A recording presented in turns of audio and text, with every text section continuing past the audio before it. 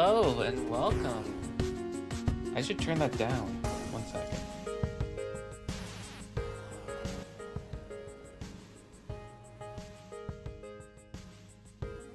Yeah, sure. Close enough. Hello and welcome to another puzzle piece. We're here to celebrate the new DLC for Atari 50. Woo! If you don't remember, at the start of the year, I did all of Atari 50 on stream, like from end of December to mid-February.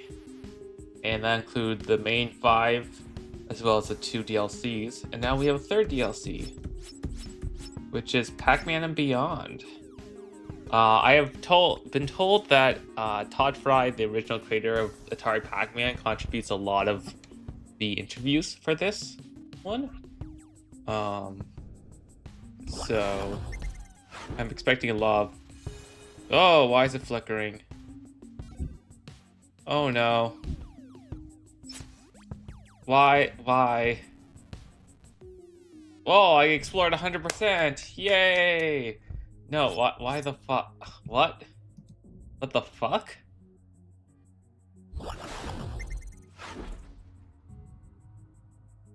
I...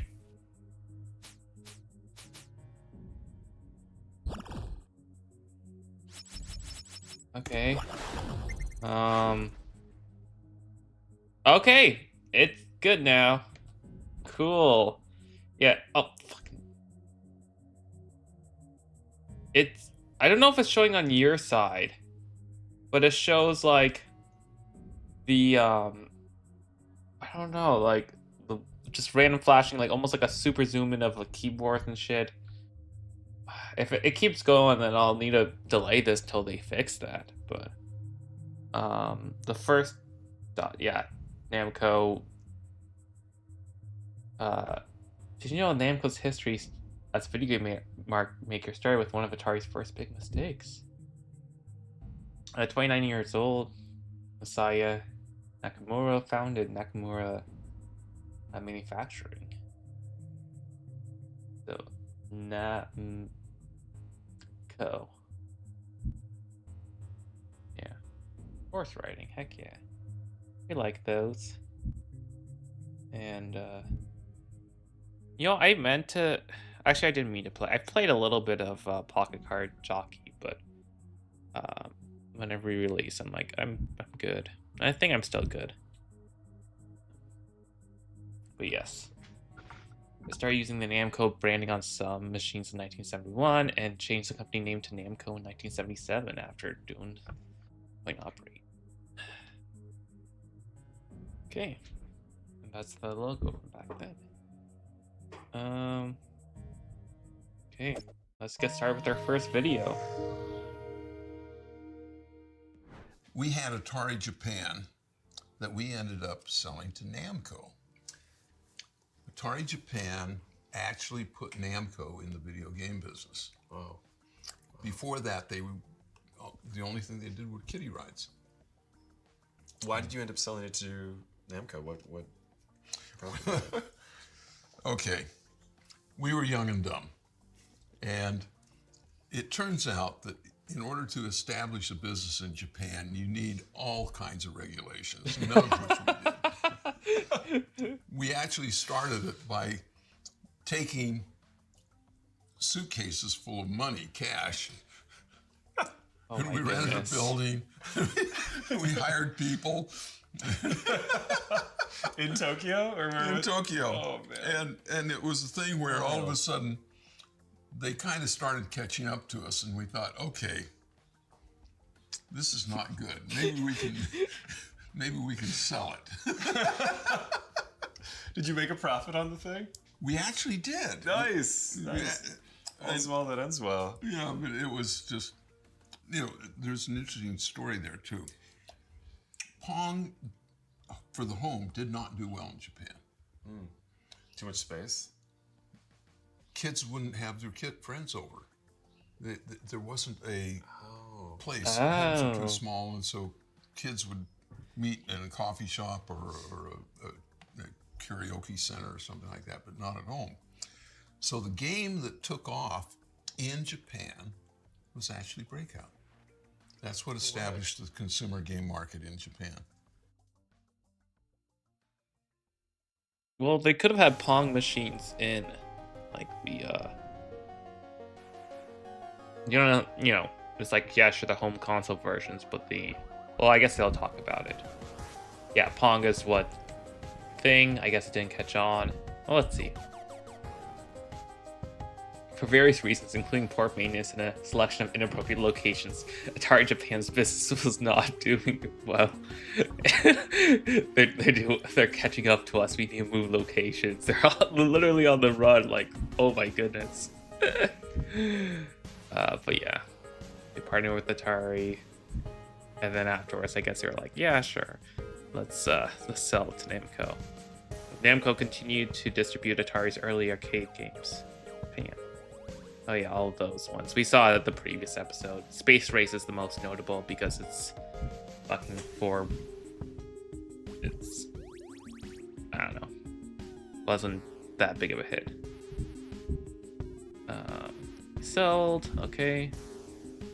Namco had its first big arcade hit with Atari's Breakout, which was so popular in Japan that Namco eventually ended up manufacturing Breakout machines itself to fill the demand. Ooh. Okay. Let's zoom in. I don't know Japanese. This did nothing.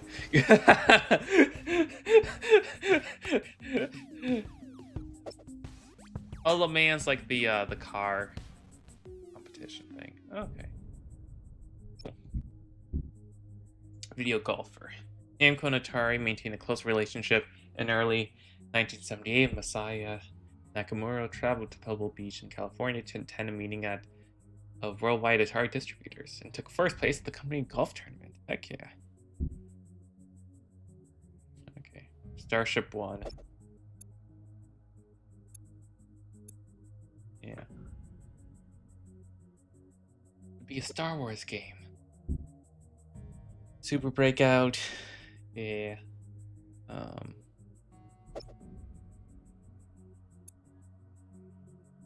Honestly, I couldn't tell you off the top of my head what the difference between Breakout and Super Breakout is, besides like having stages with multiple levels and like having stages where you have multiple slidey guys. I guess that's like the Super. Yeah, I guess that's probably it. Namco began releasing its own original games in 1978, such as Galaxian. Oh no, I clicked off and then it became glitchy again. Damn it. Okay. Okay, so note to self, don't click off when I get it stable again. Ah! Why did I click off? Okay, sorry. Okay, so if I click off again, and then click back on, is it good? Okay. So odd number of clicks. That's such a strange bug. That is such a strange bug. Huh, okay. And yeah, which is Galaxian, and then that became Galaga after. But in between, we've got so here's the thing. I haven't actually played any of the games. So like, okay. This collection you can also play the games. I was hoping that one of the looks like not Galaxian. So I just get Breakout and Super Breakout. Okay.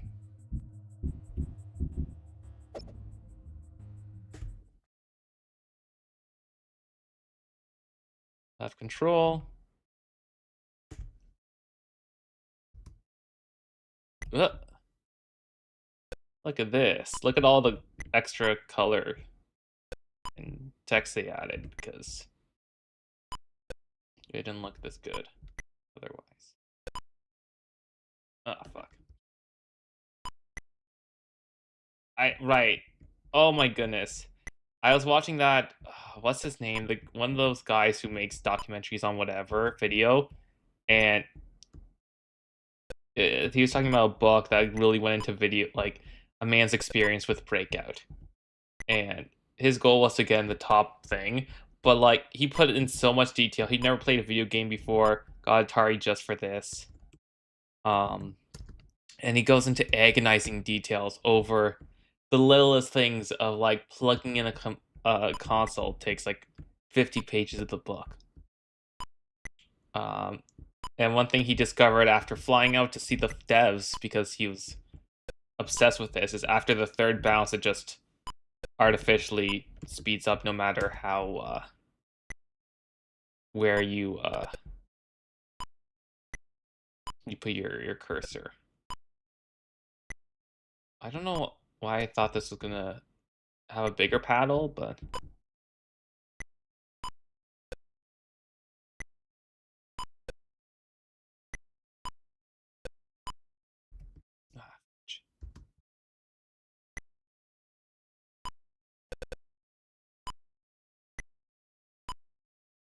like the first three are set to be safe, and then afterwards it can just go buck wild.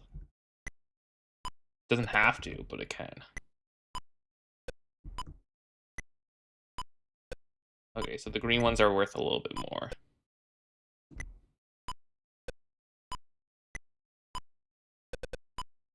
I was maybe gonna go to a free movie thing tomorrow morning, but I might just sleep in. The single player, oh right. Yeah, the other section had the interviews from about Breakout and whole Steve just fitting on a bunch of super small chips. Here's like a money incentive with that, and Steve didn't tell him about the extra money, but or Jobs didn't tell Woz about the extra money, but Woz, just did Woz things. Okay, so double offer dual paddles, 2 balls, cavity featured trap balls that players could free. High tension progressive mode drops the brick walls closer to the player as the game progresses. Oh, that is pretty cool. Let's try the progressive.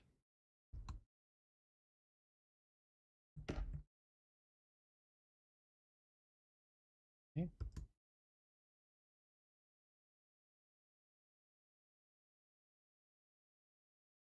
Yeah.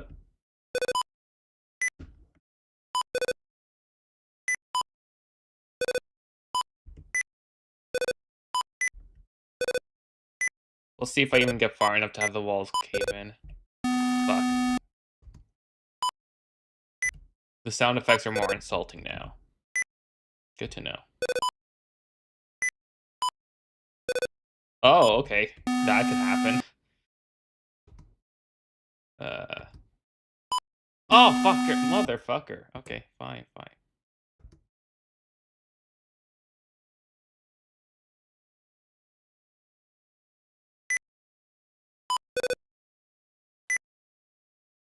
A little generous, but I'll take it.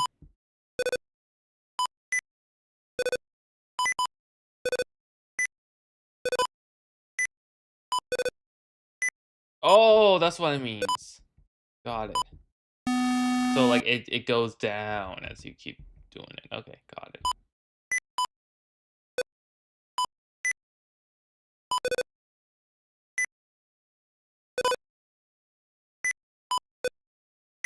I wish that video... Oh! Heck yeah! Oh, look at us go! Racking up the money! Go! Fuck! Okay. We didn't rack up that much money, but that's fine. Okay. Okay.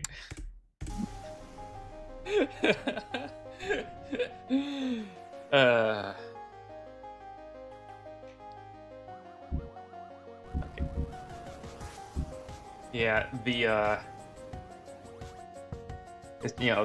that video also went into like the Pan and Coec, Watch for Falling Rocks, and 1A Press, and the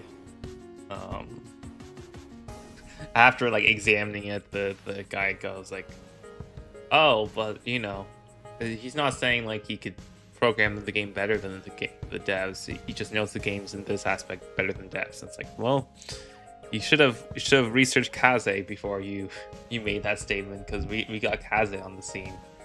Well, probably, I guess next year is when the ROM hack releases, because all the levels are basically done. It's just making the overworld and cleaning up a couple things. But yes, Puckman gets released as Pac-Man. Because making Puck fuck. Which is... Oh, look at that. Pac-Man's original creator, Toru Iwatani.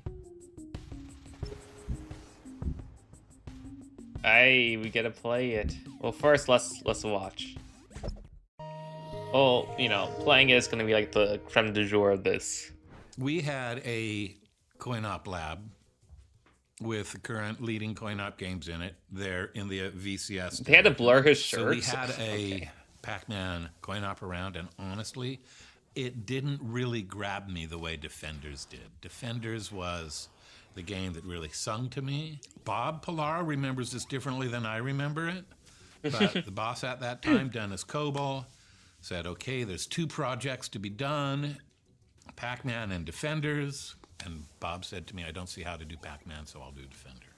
The thing that made the dots was what's called Playfield. So Playfield was for, in the 1975 arcade games, was the chunky stuff you were driving around that was static, that was just fixed, that you couldn't change. But you could actually get in on the 2600 and change the playfield on the fly. Now, the maze is basically what Playfield was for. Using the playfield for the dots was not what Playfield was for, but we did. It wasn't easy, but basically, in the same way you could chop the screen up into vertical slices, you could say, in this slice, when I get to this part of this slice, I'm going to go through and change the background as we go across the screen. Oh, because during the in gameplay, terms of sprites, you can have if you want the each second dot half as of the sprite. screen to be different from the first half of the screen, you actually have to go and rewrite the playfield registers while the electron beam is moving across the screen. And that is doable, and that is how I did the dots. That makes a lot of sense. And then after that, we had discovered Flicker. Now, Flicker and Pac-Man is a big deal. One of the things you can do is just say, I've got 2 things that you can draw.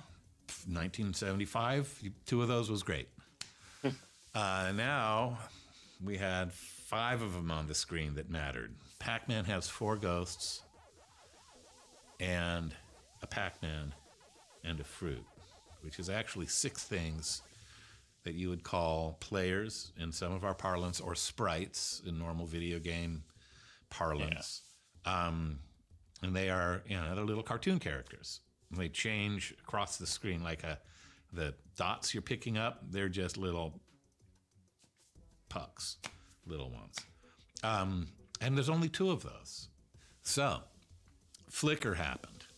And right? they Flicker did happened. discuss in the other videos, there are tricks in order to get up to like 8 stuff happening at sprites happening at once, but that also involves changing on the fly. Like it basically, because of how the electron gun works, it requires the vertical and the horizontal stuff. So like, for example, when you see like Pitfall, right, that's one of the examples they gave, is because you have the swing on the top 4th, and then you have Harry that can be in the 2nd or 3rd quadrant, and then you have like the alligator, the pool in the 4th quadrant. So in something like Pac-Man, when the ghost can be wherever, that's that trick is less feasible.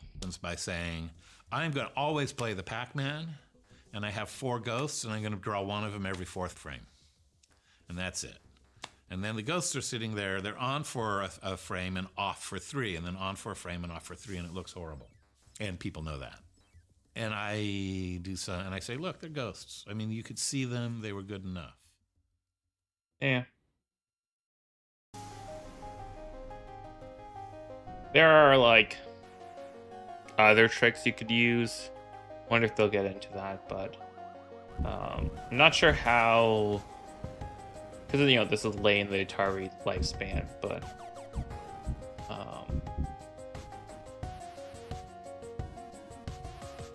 there's definitely a lot of stuff that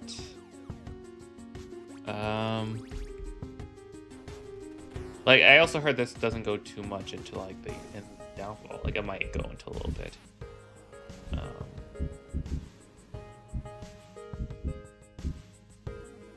I'm just trying to think about. There are people who have made Pac-Man but fixed for Atari. They might show one of those later on. If not, I'll pull one up. Okay, so there's a bunch of videos for Pac-Man. They declared National Pac-Man Day. Oh gosh.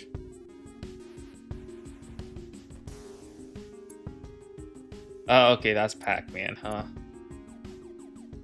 Let me hide the captions. Oh, okay.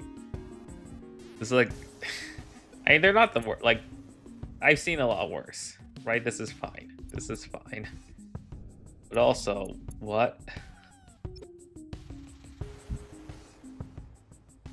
Atari magazine must have been caught up with the pack himself during National Pac-Man Day, because it ran this interview with the Legend One case. Oh my goodness. Oh my goodness. I'm sure a lot of our younger readers would like to grow up to be video stars like yourself. Did you have any special training to prepare for the work you do? I had what you call a well-rounded education. I was involved in high school dramatics. I played the lead in Central High's production of Man of La Mancha. Did more acting in college, mostly in theater and the round productions. I didn't neglect my studies though. In fact, I graduated as fair cum laude. Just all the fun, like, oh my goodness. I'm putting the finishing touches to my autobiography. It's called Dot's Life. I'm very excited about a special appearance my agent is working on at the World Series. I'll be the first celebrity to ever be the first ball in the series. It'll be a heck of an honor.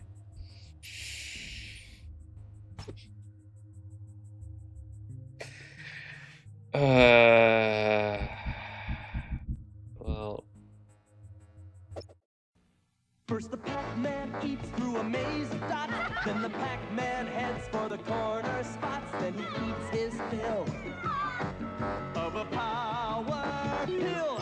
And then all those ghosts turn blue. Boo! And Pac-Man eats them all too. Only Atari makes the Pac-Man home video game, and you can only play it on an Atari video game system. Okay, that's interesting though. That commercial shows, like, in terms of the flickering, I guess the camera that's recording it kind of does the flickering in, like,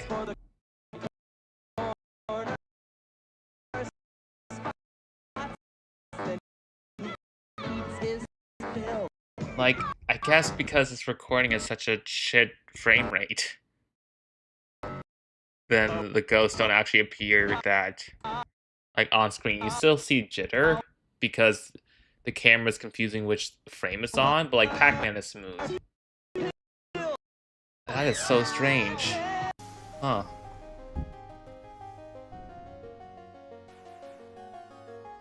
Okay, let's play this version first, so we know how far we can fall.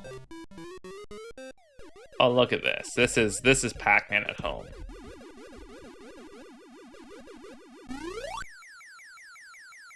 Fuck all your shit.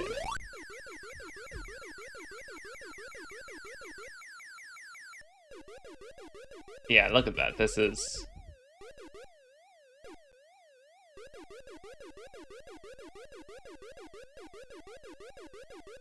Okay, I think I'm good. I mean, this is just Pac-Man. But that's what you want Pac-Man at home.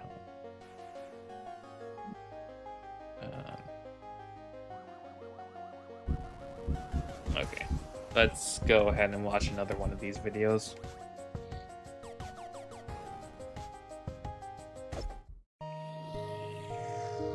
Okay, the 2-player I mode made this actually is decision in Pac-Man to support the 2-player game. So for me, what I considered to be really important Bro, you have fucking. You're saying you can work with 2 sprites. How can you have 2 players? about the coin-op game, and a lot of coin-op games do this, they're 2-player games. You come up, you put in 2 quarters, Oh, player that. one's up, player one gets through however far and then loses, dies.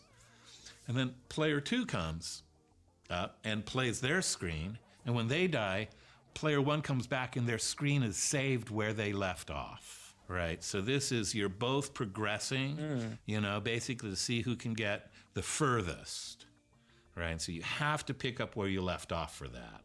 Storing what your score was, which is not that bad, but where all of the dots were and what level you were on in terms of difficulty, used, I'm going to say, a lot of ROM. Like, you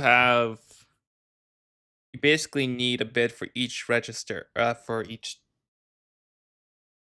dot, right? So, if you're talking about, let's say, there's 200 pellets on the screen, I don't know, then that's going to be 50 bytes right there, which I don't know how much RAM they had to work with. That might have been a lot. And I laugh when I say a lot of ROM because a lot of ROM Yeah, okay, so it's like 88 pellets on screen. was like 22 bytes, right? But 22 bytes Oh, fuck. is a good chunk out of 128. There's 128 bytes of RAM. What's the problem? What are you whining about, Todd? But in that case, that was a decision I made. I really looked forward to people in living rooms having the coin-op experience, having a more social experience than watching another person play the game straight through and then taking turns that way. I can recount. Knowing that Pac-Man was coming, we did a pre-order and we went to Sears. I got the Oh Sears my Telegames goodness. version of it, the black box version. Our whole family hopped in the station wagon. We went I to still the station wagon. Oh my god, this is so old school American. Also, he looks fucking good considering he was like 10 then, so he's like what? 55 now. go and we waited in line. We would play 2-player and hand off to the next, because it was my mom, my dad, my brother. And we played this game 2-player quite often, and we had our own kind of tournament kind of going on in the family and everything like that. But when we think about it as a multiplayer game, It never occurred to me that it didn't have to be a 2-player game. I love that it was a 2-player game. But I imagine people sitting on their couch in their living room with their buddy after school playing a game and going. Also, I love contrasting the Japan. Like, we don't.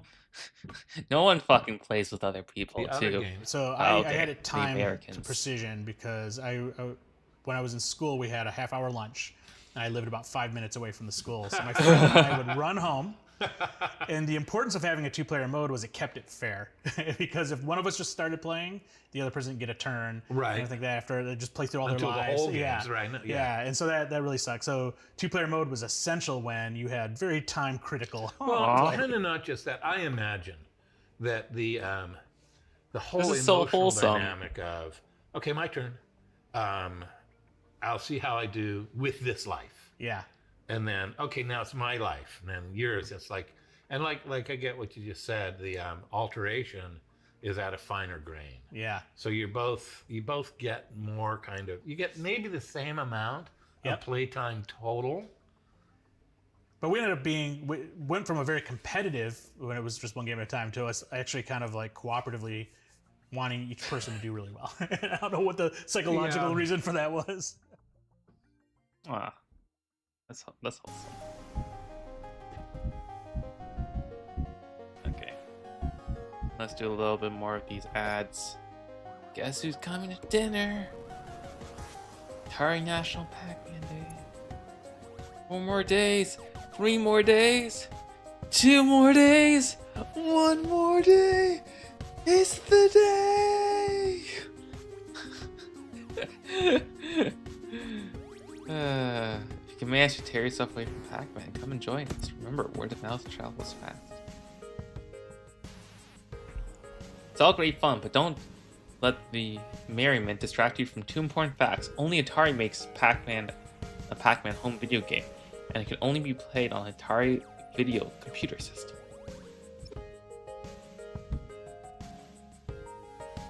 That's cute. Oh wow.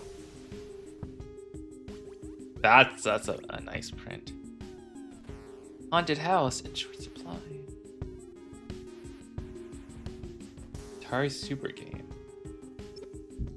What's a Super Game?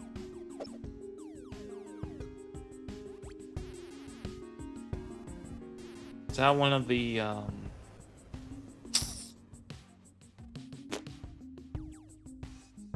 I forget. Because that one already had Yar's Adventure on the listing.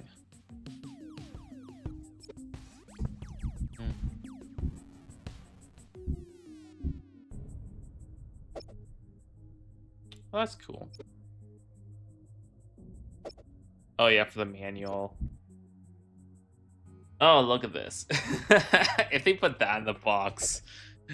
What the fudge? Metallic child.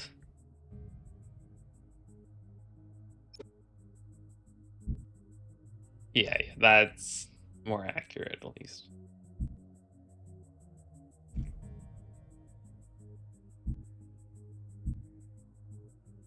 It's just like, it's eating gum.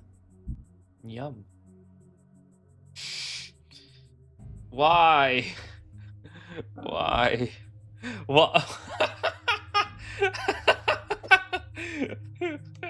Okay, that's pretty good. That's pretty good for the manual.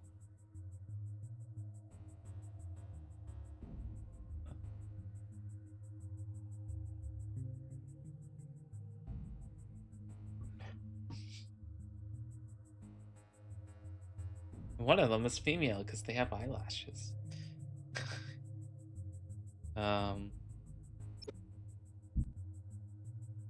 Okay, I mean that's good. That's a little too happy.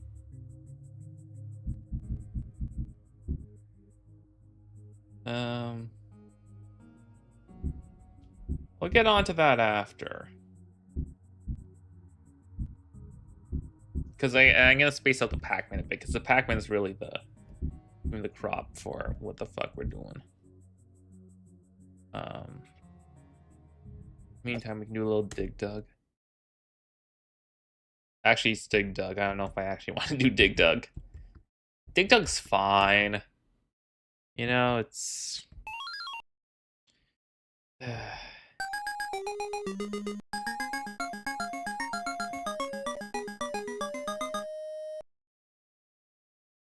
Yeah, we can go here.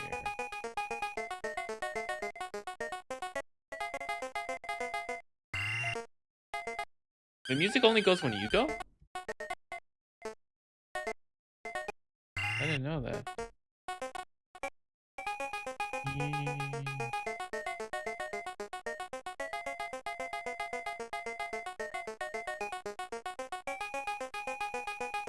I trapped myself. Run! Run, Forrest, run!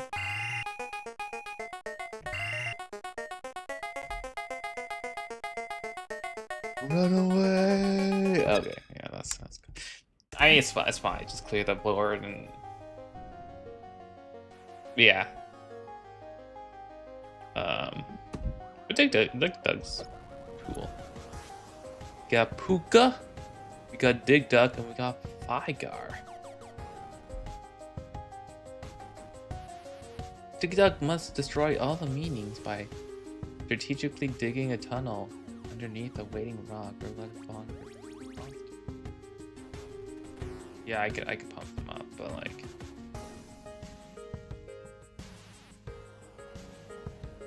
I don't actually know the buttons on this, so...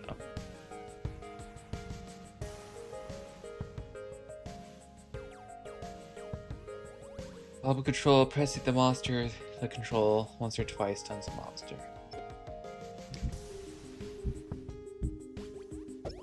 Totally awesome. Oh, the coupon for one free play.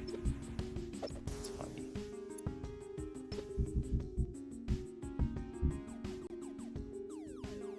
Dig Dug goes to the movies. I want to thank you, ladies and gentlemen, for attending the 3rd International Conference on Science and Technology. This afternoon, What our the heck agenda is that? Well, I don't know, but that's another one. Good gracious, there goes another one. They're multiplying. Okay.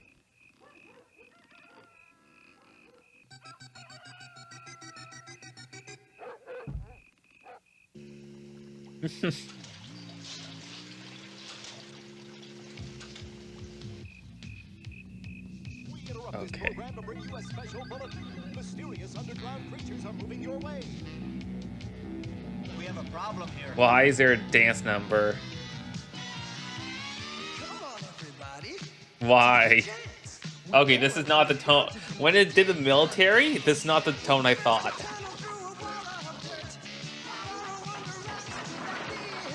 Huh.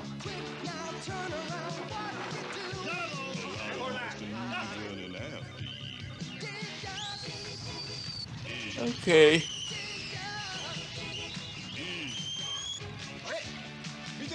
Why?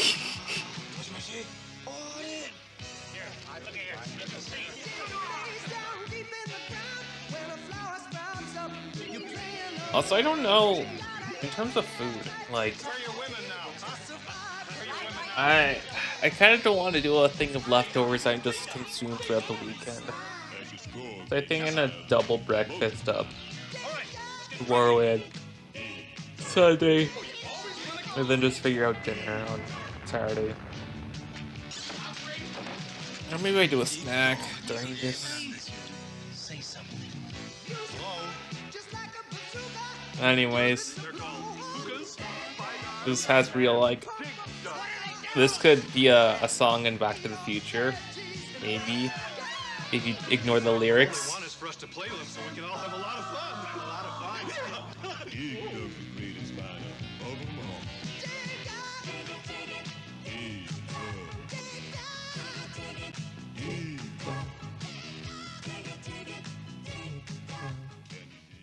Was Dig Dug the super game? I don't know. Okay, we got an actual Pac-Man. Oh, I'm right, this is just the computer version, right? Which, again, is like, great. You know, it's like little chibis. You know, we have the NES version looks basically like the arcade one, but this one's like, oh yeah, this home console version. Oh yeah, the non-sounding analog controller, right? And the pause button. Oh my goodness. When you see that your demise is imminent, you can hit pause, freeze the game action, and study your options. Something you certainly cannot do at the arcade game. Yeah.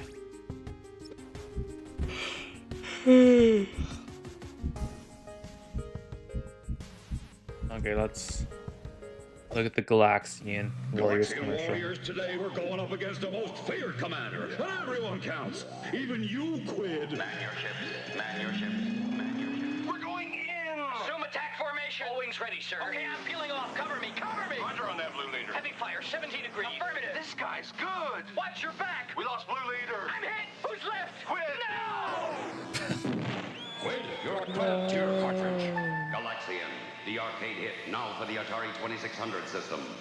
So something I did during the other Atari streams is I would actually keep it louder and then put a filter on, so like when I'm talking it shuts up.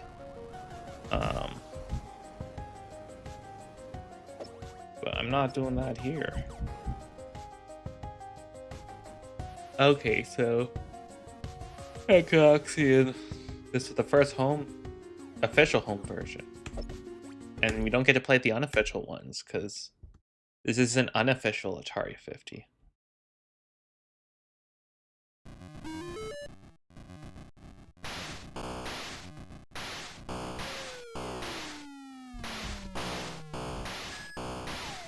Okay, can you not?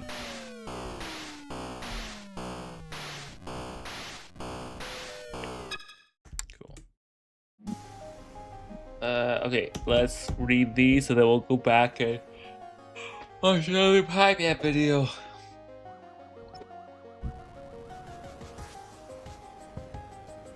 Oh yeah, this is just identical. Right, basically.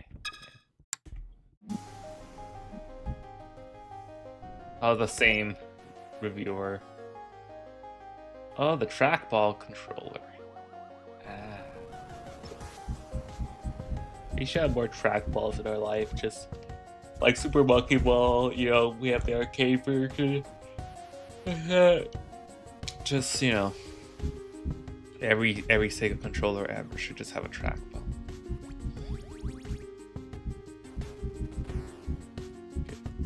Right, it was all the way back here.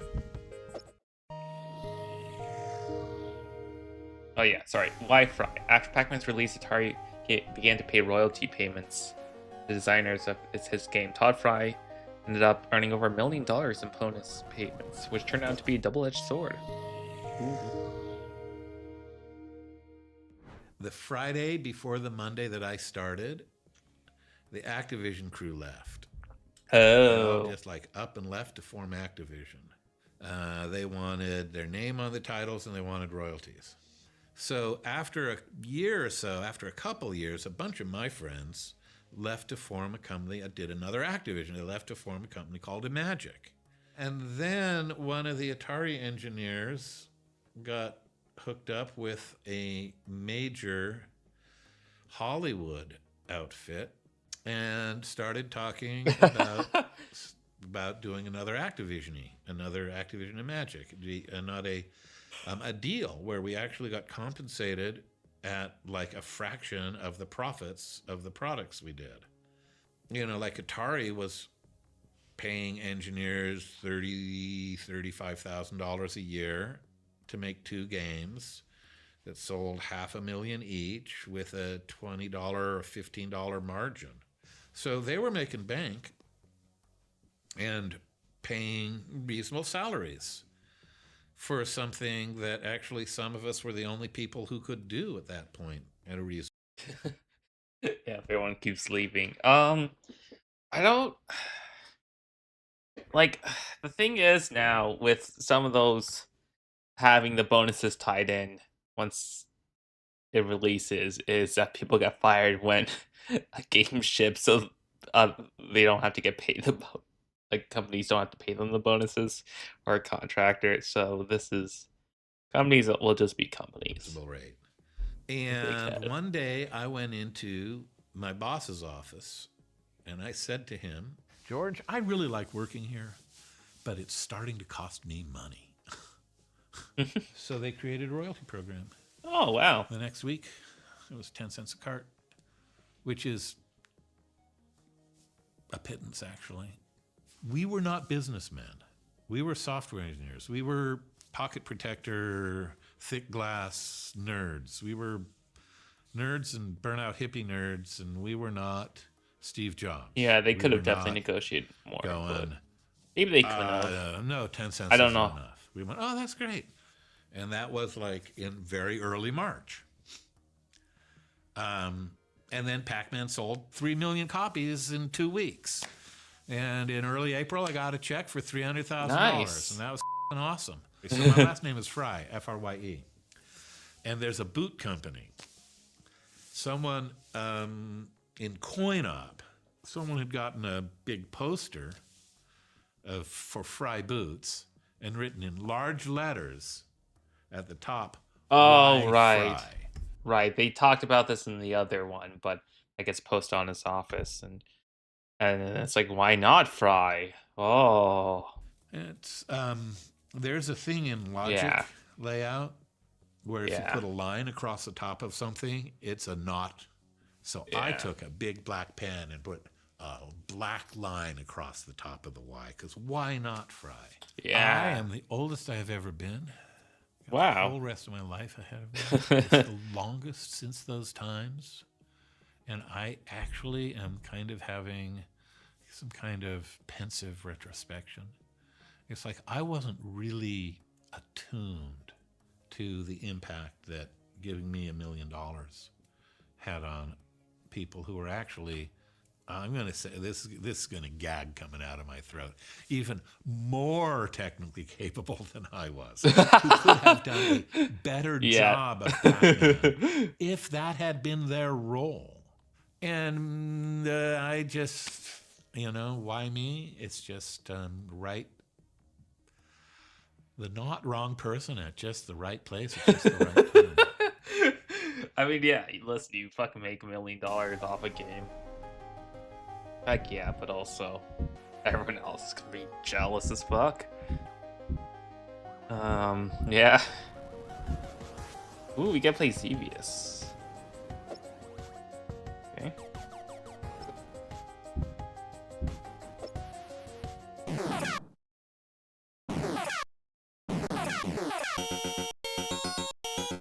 Remember when they released this for the 3D Glass 6 for NES? And like it had like the depth of these fields. That was pretty cool. And that was the same price as Urban Champion. Okay. But yeah, I mean, 3DS version pretty cool, I guess, if you have a version of Xevious, but why? Oh, I was playing some Mario Party Superstars with coworkers today because, I mean, I have Superstars and Jamboree, but Superstars 10 turn game is just faster, and we got work to do, right? So it took a little less than an hour to do a 10 turn game. But I spammed the bye mode a bit. I wasn't actually the person who spammed it most. Apparently my count was 24, my one coworker was 26.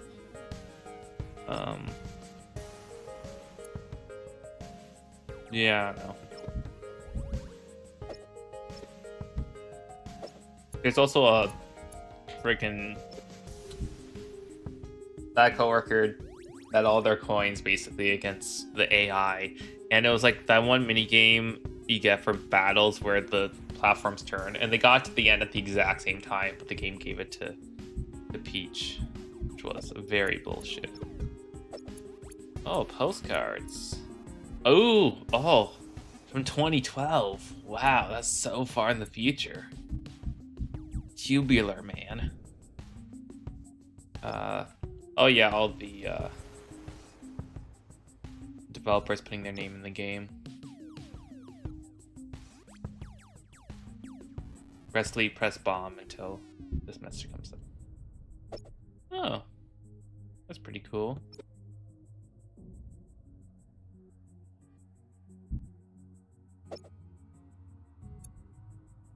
Oh, okay, like the point values and all that. Okay, so what we got left? Okay, so we got all the other versions of this. How many videos do we have left? Let me see. Okay, we got one main video there. Two main videos. Okay. So we'll do this one first.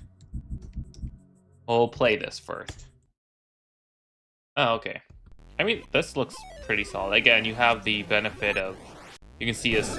Oh, fuck. As soon as it comes off, it just changes to a simpler color. And then when it passes by another thing, it has to flicker because it's bright rendering. Okay, that's a really solid version.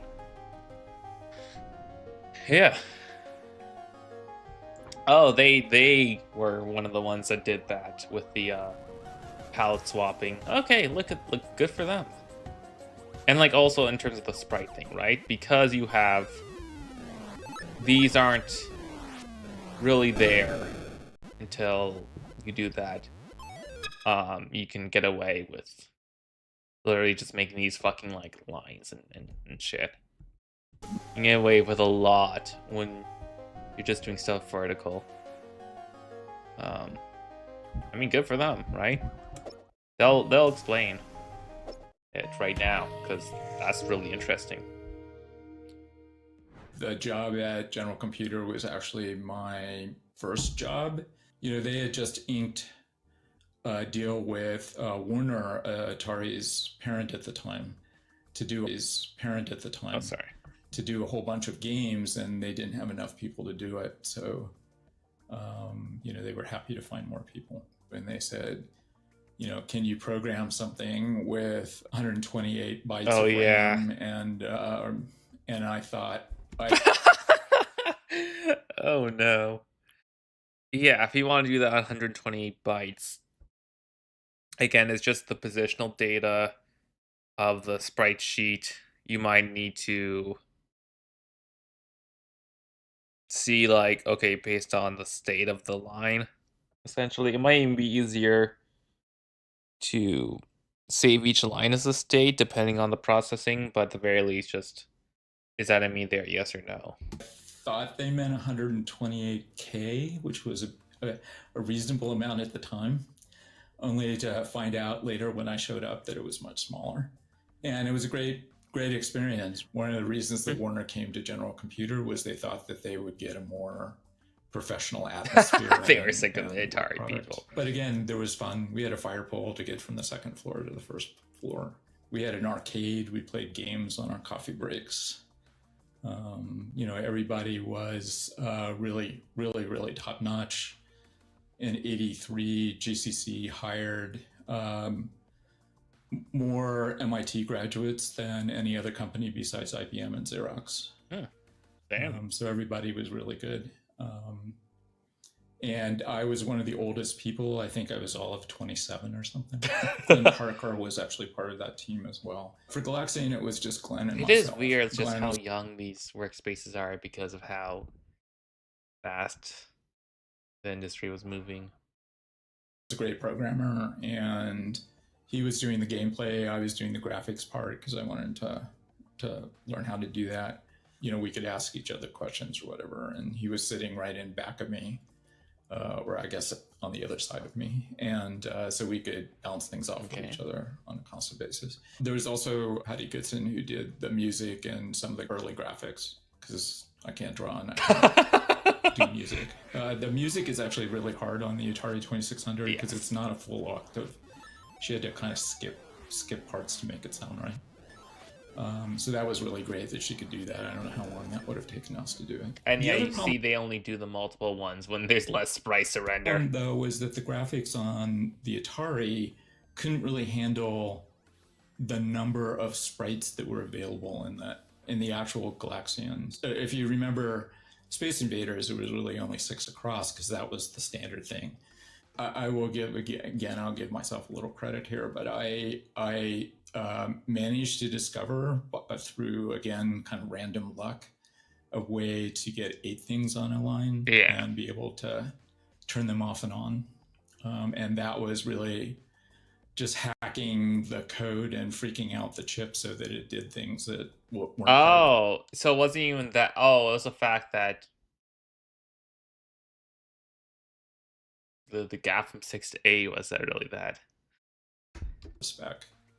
And that's, I think, what really made the game. And then, of course, we went to the Consumer Electronics Show where it was shown for the first time. And it was, again, quite an ego stroke to kind of stand there and watch the programmers from other companies come and go, how did they do that? And so, that I was kind of standing off to the side so I could kind of watch. So, I think Patty did a really nice job with the music and the sound effects, and the visuals were at least because like once it's on the line, it's just like whatever, you can hot swap stuff, but I guess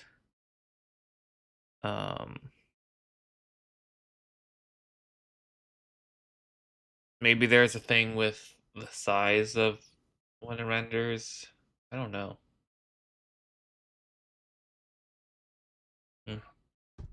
And the graphics weren't as chunky as it's just a fucking electron gun. I mean, Atari gave it to us at GCC because they thought it was an impossible cartridge, and so to be able to come back and say, oh, by the way, we figured out how to make it work, was really a big win. Nice, good for him. That's the type of program you're supposed to give Pac-Man to.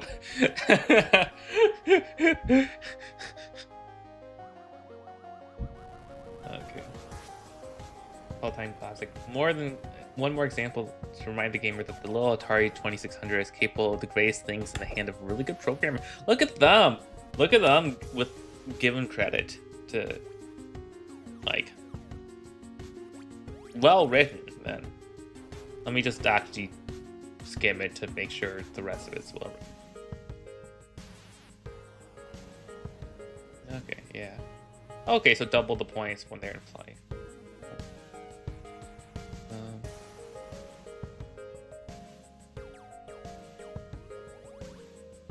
Yeah, look at that. It's 1983, so they had to make it a little cheaper. Again, this is Dig Dug. Good. Wait, what did I say? So we had the original version of Dig Dug for Atari computers, slightly different. Oh, so this was different than that 5200 version we played earlier, which Dig Dug went to the movies. Or wait a minute, no, that's the arcade version. We played earlier. Oh. Okay.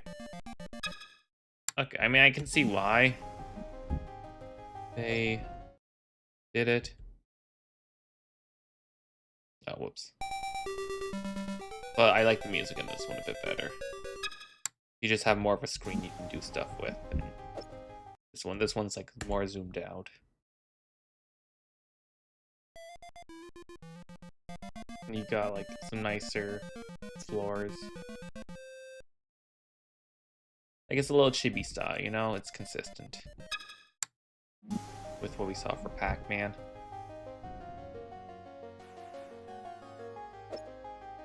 Oh. Okay. This is where that fetish came from. Got it. Oh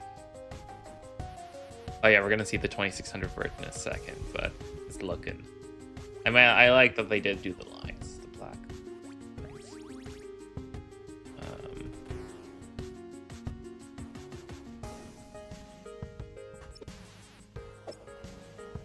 These video games that we're talking about, and the young genius has just invented Dig Dug, one of the most popular video games ever. Just describing it in an asinine way. That's a way to advertise it. Let's zoom in.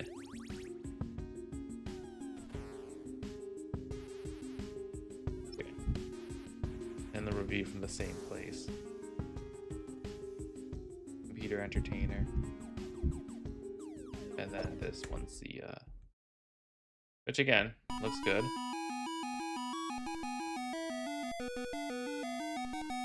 You know, sound could be a little bit better, but that's fine. Look at that, it's jumping up and down. Yeah, that is so... I never knew that it just... music does that. The stretching. Ah. I did want to check one thing. Reset game. Oh, I thought there was a load. No. Okay, I guess not. Yeah. Good, faithful port. It's not termites. It isn't mice. It's Dig Dug, the new video game cartridge from Atari. Console sold separately and hooked up by an adult. You dig for balloon men. You dig for dragons. You can dig yourself into all sorts of trouble. The question is, can you dig yourself out? Dig Dug, the Atari video game cartridge. Versions available for all Atari systems. Console sold separately. Okay. Oh no, the glitch is happening. Okay, Dig Dug.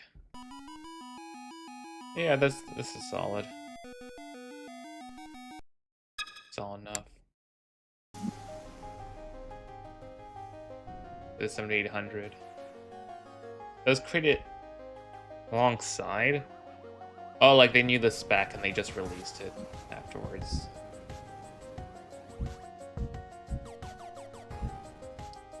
Ooh, that's a pretty fun box art, to be honest. Good, but not perfect scores to these. Got food fight. Big Doug. Okay. Still loads of fun. Food Fight was the first truly new title Atari released for 7800. I guess that was a later arcade hit. Got here.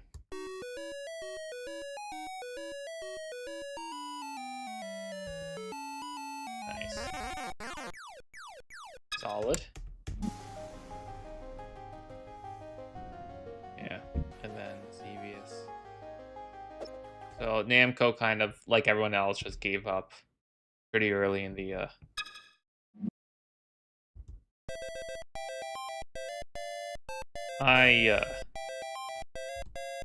I mean, yeah, it's not gonna.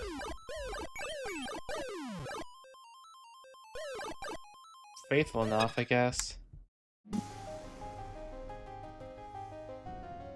It really feels like the NES version or something could have done better. So it's interesting, the copyright for these were like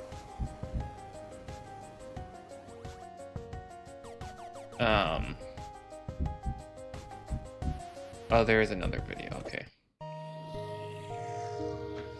Oh shit, I scheduled 2 videos back to back, We were doing basically. things that weren't possible. The whatchamacallit it? Like, okay, like if we go back to this version of Xevious, right? Arcade. Cool. And then we go to the NES version, which I'll pull up.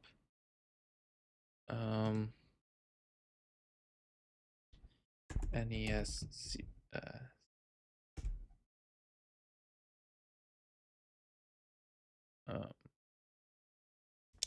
browser, where is browser?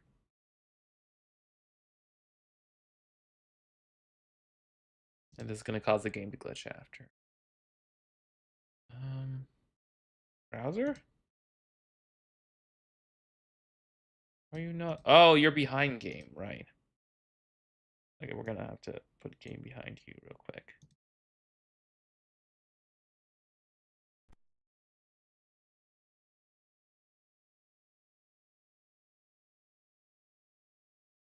Oh, 88. That's a little later than I thought.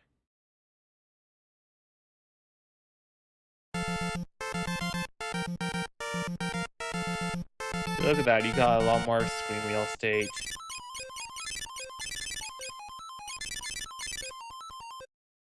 And then compare this to this.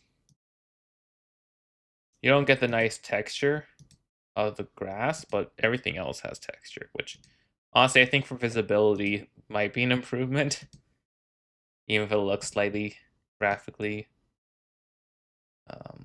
different. I mean, let me... Okay, so in this mode, you don't have this. Oh, okay, it's just the texture of the things. It would have been nice to have that texture, but...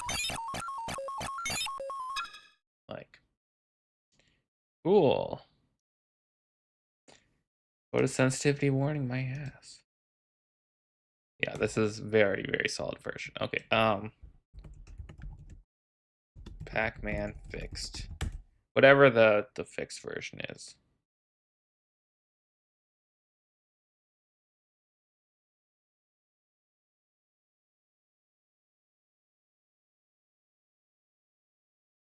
The plus version?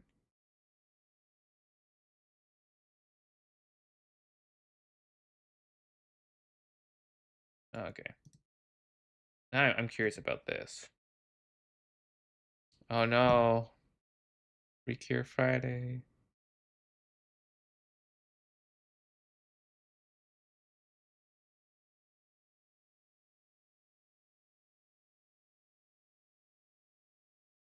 Okay, I don't fucking...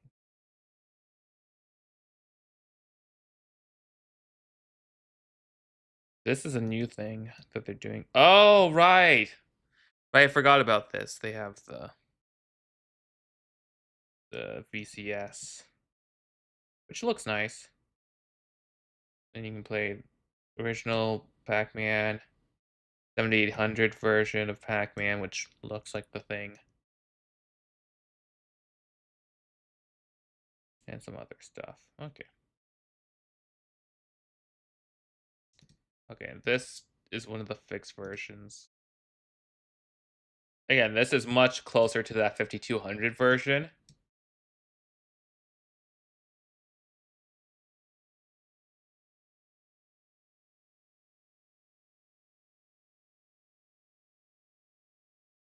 Yeah, so you see that they're only blinking when they're on the same layer as each other because of the sprite limitations, so you can see when everything has their own horizontal thing, you can just draw all the sprites at once. So that's like the trick everyone uses. Todd, I don't know why he didn't use that trick, but like that is like the thing because you just have it.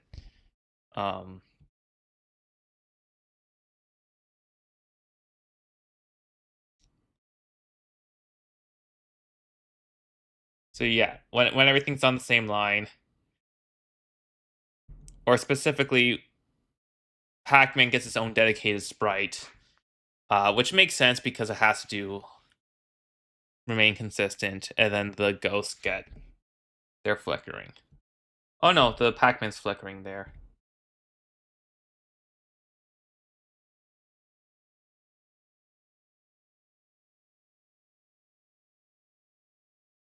Yeah, so. Oh, and they're on each other. That's cute. That also helps with the logic there. Yeah. So that's how you should have done it. And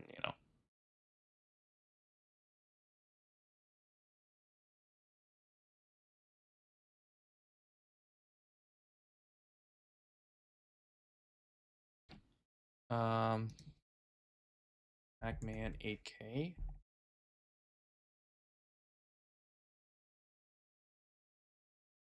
Oh. Oh, that's 2006. What's newer?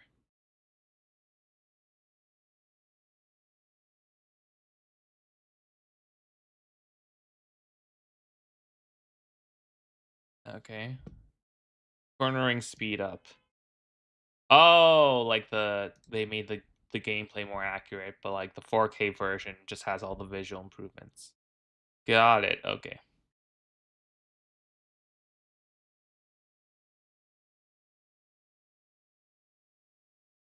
Yeah, okay. Cool.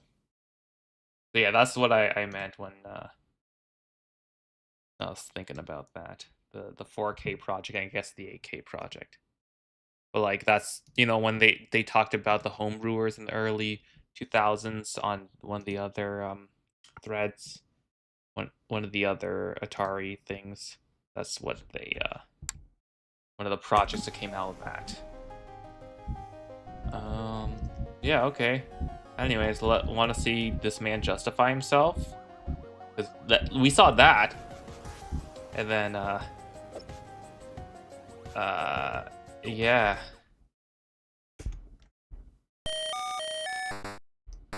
I didn't even comment on the sound design, but like let's, yeah, we don't need to play this. Let me at least put the sound of this up real quick.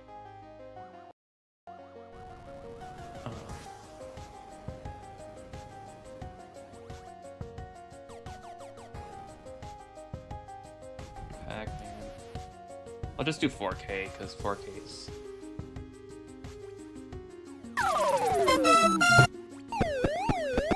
$2,600. You know, I guess Pac-Man is it will look and sound like. See, look, that sounds way better. You get the humming of the thing.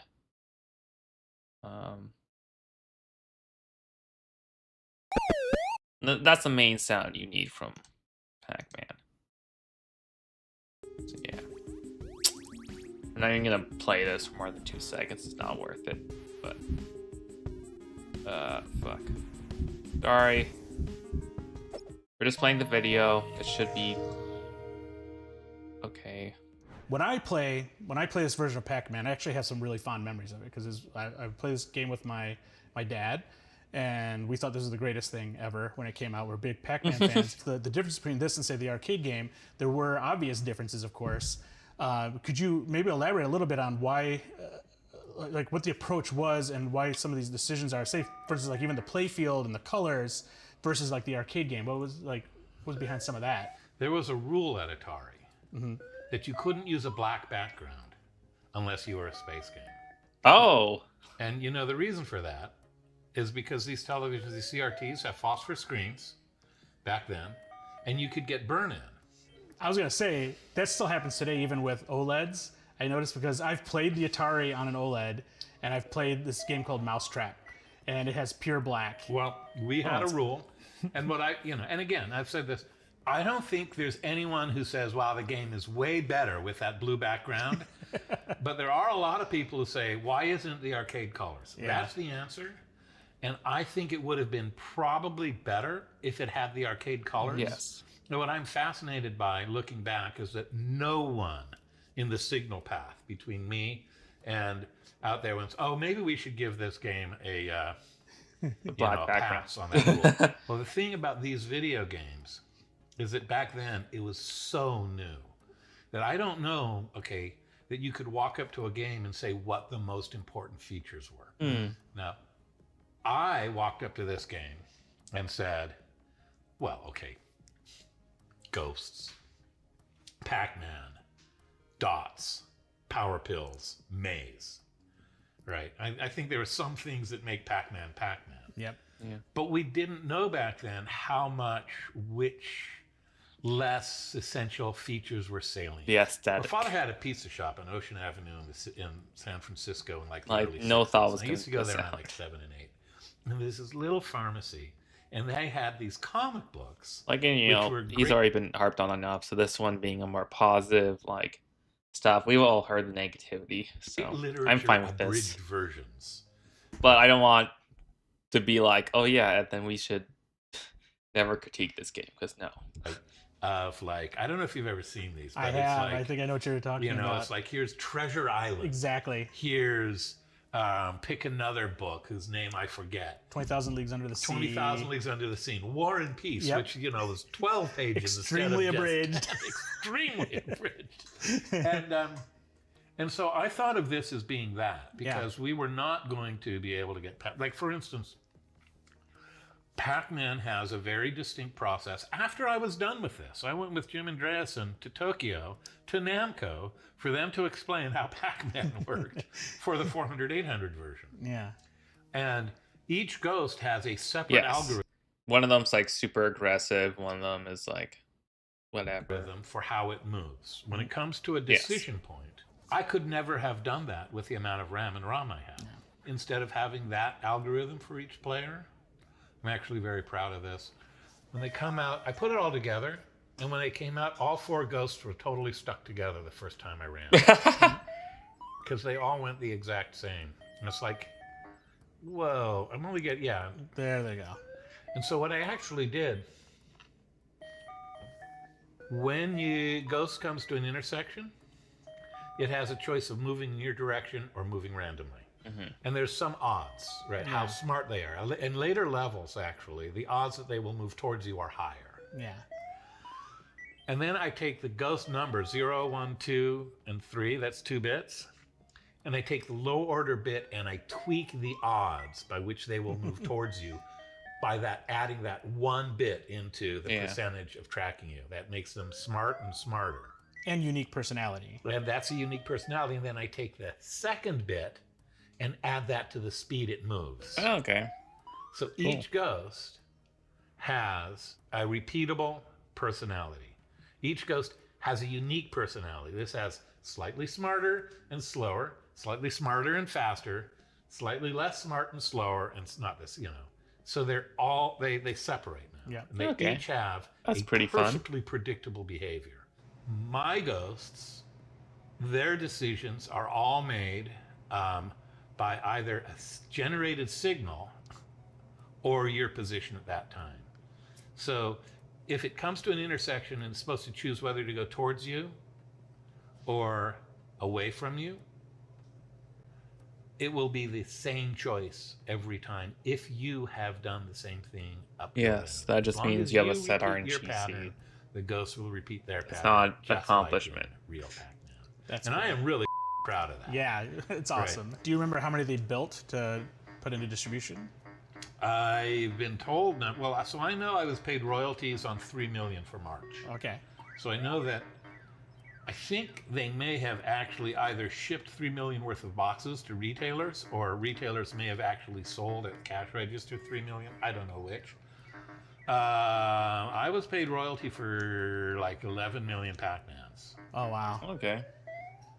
You're watching television, there's TV shows on it, could be Friends, it could be like so many TV series, and somebody's playing a video game, they have an Xbox controller, it doesn't matter what they have, but what do you hear when you're watching it? You hear Pac-Man. It's either Pac-Man or Donkey Kong. You hear this Pac-Man. You hear this Pac-Man, and that gonk, gonk, gonk sound. Like, these sounds, you created all these sounds in this game. I created all of these sounds. How do you feel when you hear this? It's actually really interesting because really thinking about it, what that means is that for our generation, the 11 to 15 million copies that went out, actually, people who are making those soundtracks think people will relate to this sound. This is like... It's become the video game sound. It's become the video game sound, but it was the video game sound. No. I mean, this is really the breakthrough video game that went from games selling 100,000, maybe 1 in 10 games or 1 in 20 games might sell 1 million. Yeah. To it sold 10 million. It's crazy. It's the explosion. Okay, we're glazing.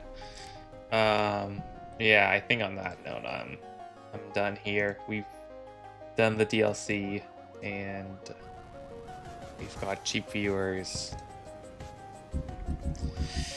Yeah, okay. Well, I mean, that was cool. Well, Atari Japan failed, Namco thrived, becoming one of the most groundbreaking, influential game publishers in all of Japan. That's another story. Yeah, I mean, that was a cool chapter. Yeah. So thanks everyone for watching. Hope you enjoyed that little tidbit. Yeah, I'm not sure if I will stream this weekend. I need to catch up on Greek. And Sunday, I think we're gonna do the Black Ops campaign for Wolfpack.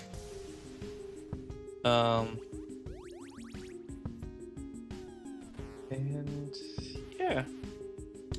Till next time. Do I do a raid? Probably not. But if I did do a raid, is there anyone to raid? No. Okay. See you later.